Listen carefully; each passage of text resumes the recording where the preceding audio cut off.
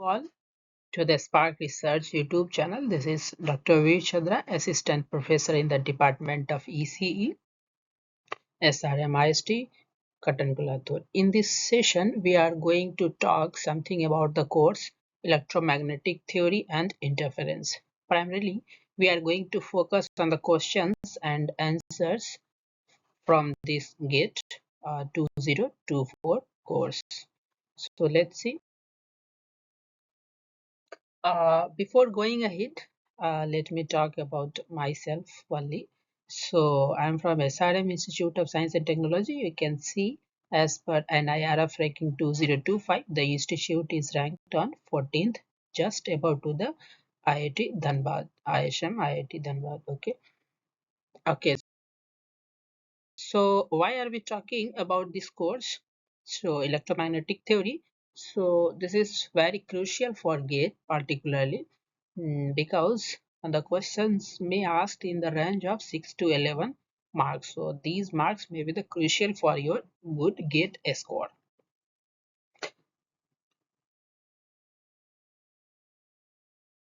So what are the major topics in this course? So electrostatic and magnetostatic, Maxwell equation, wave propagation, transmission line, waveguides, all are these important topics. Out of this, you can see this transmission line is, I think, the most important one. Mostly the questions are coming from this particular area. Okay, let's go ahead. GATE 2024 has been conducted by Indian Institute of Science, Bangalore. So let's take the questions now. First questions, like definitely question number 15th is this. This question, you can see this is question is related from this transmission line only. So what is the question? So consider a lossless transmission line terminated with the short circuit. Shown in figure here, this is a transmission line, and as one moves towards the generator from the load, this is the generator end and this is the load end, and generator from the load, the normalized impedance is Z at A, B, C, D. And here the normalized impedance at A point, B point, C point, D points, these are being asked here. So what is the question? Question is that you have to find out the impedance, right? Normalized impedances at what? At this point A, point B, point C, point D. So as I told you, this is actually the transmission line only, and this here, as you can see, there are the two things that you should remember. First, the transmission line is of lossless, right? Lossless transmission line. Second point is that line terminated with a short circuit, means here there is no load. Normally here it should be ZL, but there is no load, means short circuited. So these 2 points. Now you have to find out the impedances at point A, point B, point C, point D, which is how much far away from load. So first point is just lambda by 8 away from this load, and similarly point B is lambda by 8 plus lambda by 8, means lambda by 4. Point C is away from this load is 3 lambda by 8, this plus this plus this. Finally D point is away how much? Lambda by 8 plus this plus this plus this, means 4 times of lambda by 8, that is lambda by 2 from this point O. Okay, so this is Z. So this is the question. Now answer, definitely if you will find impedance at this point will be your plus 1 J, and at this point it will be infinity plus, and at this point minus 1 J, and at this point it will be 0, as per the answer key provided by the IIC. Okay, right? So answer option is A. So we'll see it how to solve it. So before solving this question, let's try to understand what exactly is this question is.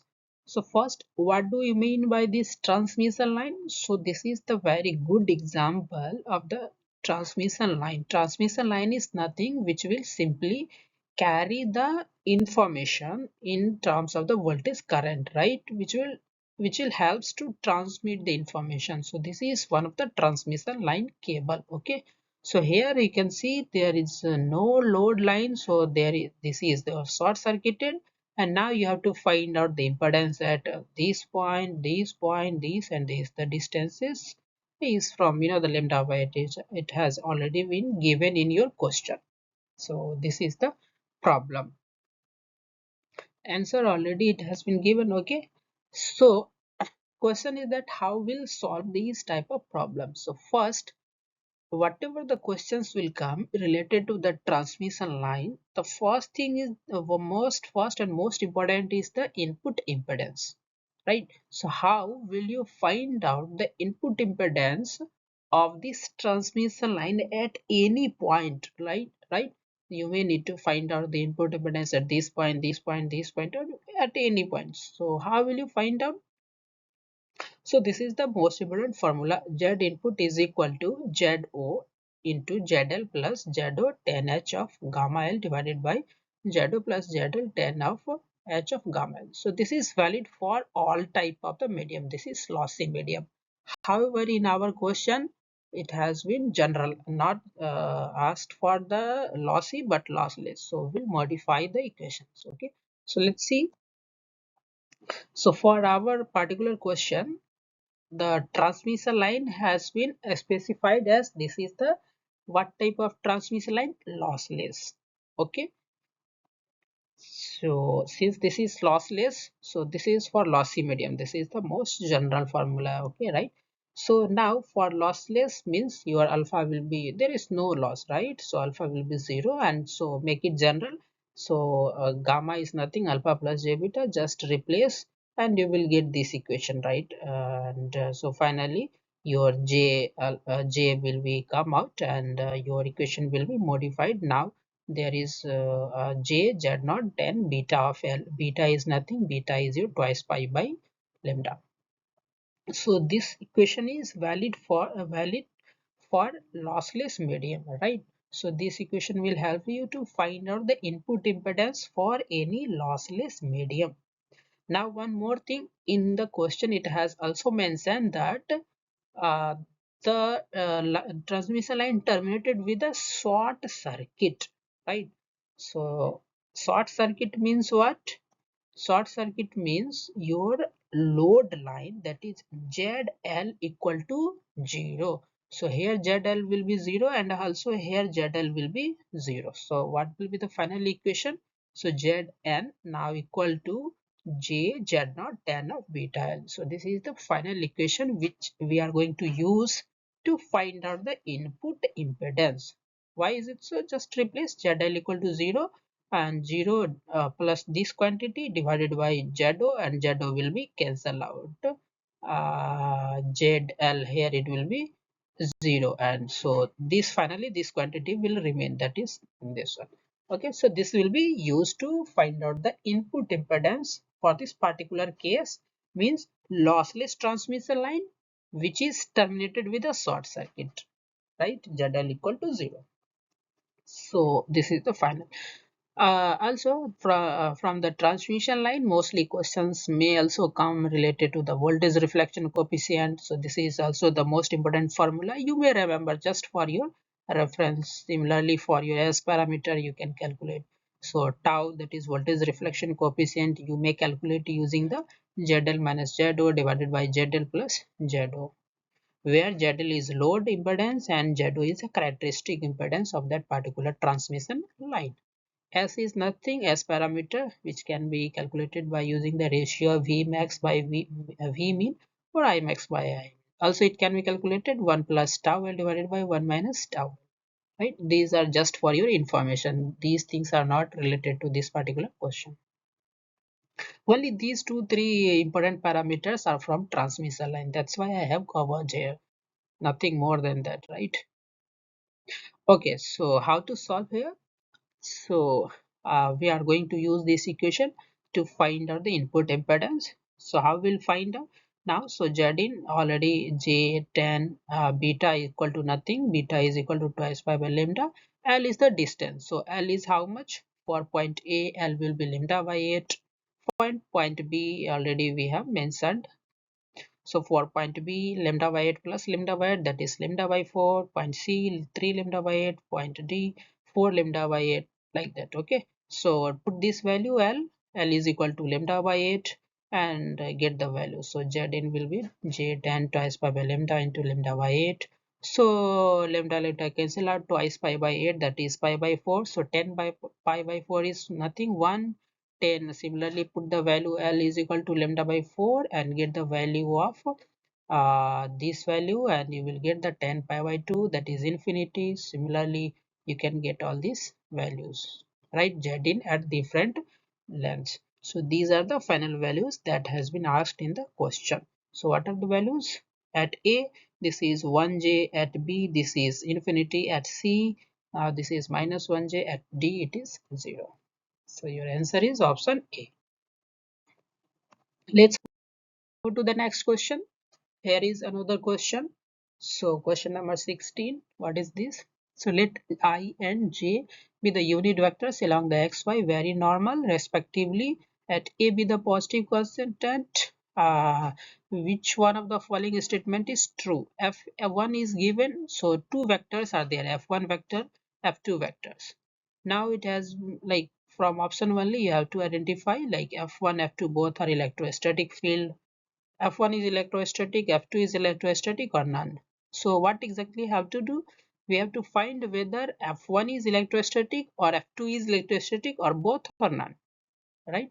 So question is that how can we find out whether this vector is electrostatic or this vector is electrostatic, right? So very simple. How to find out? So in order to find this, will follow the conservative law, means del cross of F equal to 0. So we are going to find out the curl of both vectors F1 and F2, and if it is equal to 0, it will be electrostatic, otherwise not. So very simple, just we have to find out the curl, nothing else. Now question is that how we'll find out the curl? So curl of any vector F we can find using this formula, that is del cross F equal to I j k d by dz d by dy by dz, right? Fx Fy components. So with the help of this we can find out the curl of any vector. So now just we are going to replace F with F1 and F with F2 and find out the curl using this formula and get whether is this equal to 0 or not. If it is 0, it will be electrostatic. If it is not 0, it will not be electrostatic. That's all. So since in this particular question it has been given only two lines, two unit vectors ij, there is no k component, so we'll have this final components only. You can put the values here also, no problem. You will, for simplicity I'm using this one, right?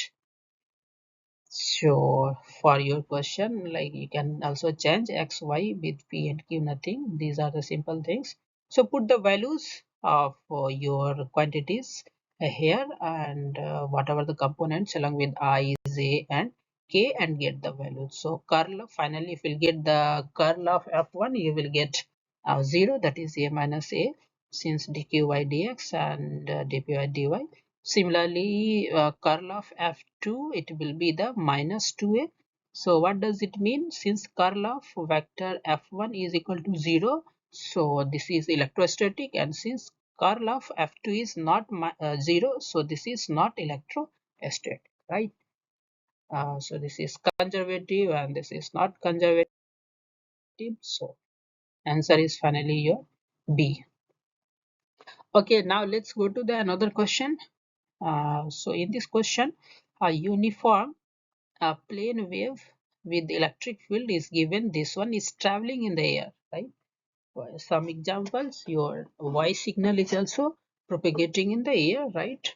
The medium parameters are given here.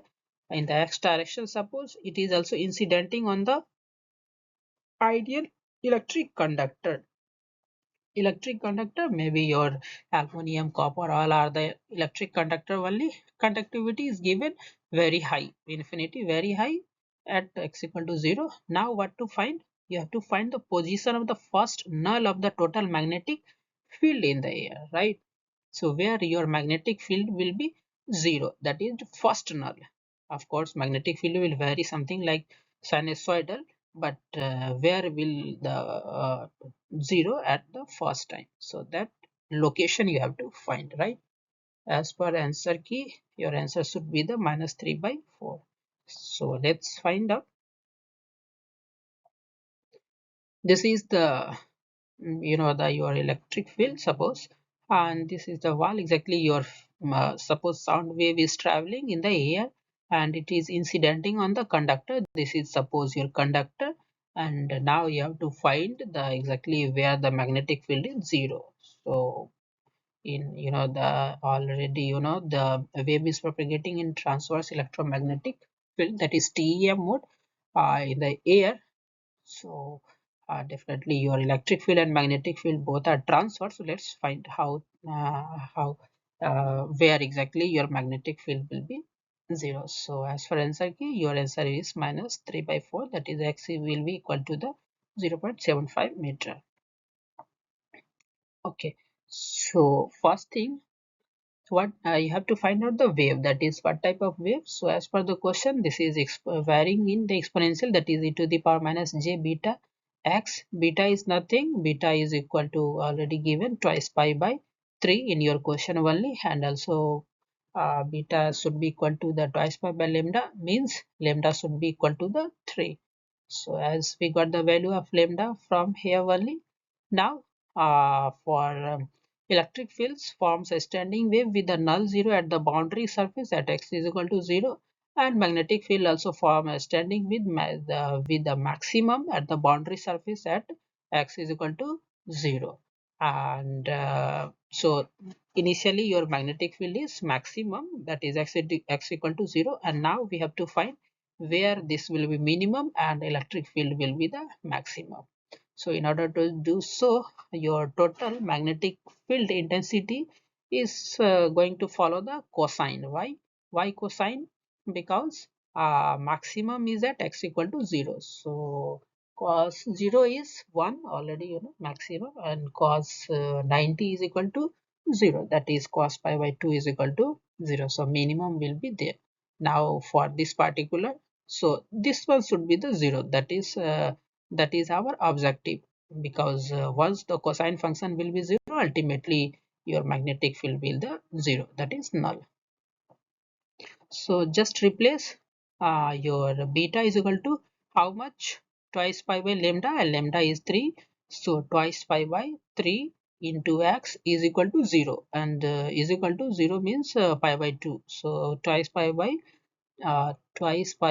3 into x is equal to pi by 2. If you will solve, you will get the x is equal to 3 by 4, that is 0.75. So this is your final answer. So now let's take another question. Now this question is a lossless transmission line with characteristic impedance Z0 is given 50 meter, 50 ohm, is terminated with a known load, and the magnitude of the voltage reflection coefficient tau is given 0.6. As one moves towards the generator from load, the maximum value of the input impedance magnitude looking towards the load. So we have to find out the maximum load. So transmission line, in the very first question we have already seen what do you mean by the transmission line, what do you mean by the lossless transmission line, and characteristic impedance is also given, then the voltage reflection coefficient is given. Now we have to find out the impedance only, input impedance maximum, right, as we are looking towards the load. Answer should be the 200 only. So let's find out. This is your transmission line cable only. So transmission line already now you are aware, this is nothing, only the cable only which is being used. So with the unknown load, and with the Z0, that is characteristic impedance is given 50, right? So we have to find out the maximum impedance. So already that this is very simple, like already we have the values of the impedance, characteristic impedance, also we have the value of the uh, tau, that is voltage reflection coefficient. So with the help of voltage reflection coefficient, we can get the value of the S parameter, V max by V min. Once we'll get the S parameter, then simply we'll multiply with the characteristic impedance and we'll get the values of the highest input impedance, right? So let's solve. So voltage standing formula, that is voltage reflection coefficient, in terms of the voltage reflection coefficient, S is can be calculated 1 plus tau divided by 1 minus tau. Put the value of tau, tau is 0.6, you will get the S is equal to 4. And after getting the value of S, simply multiply with the characteristic impedance, that is Z0. Characteristic impedance, this is your normalized one, right? This is fixed for your uh, particular transmission line. So for this case, this is 50. So just multiply, you will get this value. So your finally input impedance maximum possible is 200 ohm. That's all. Thank you for listening. If you have any doubts, please drop your comments. Thank you.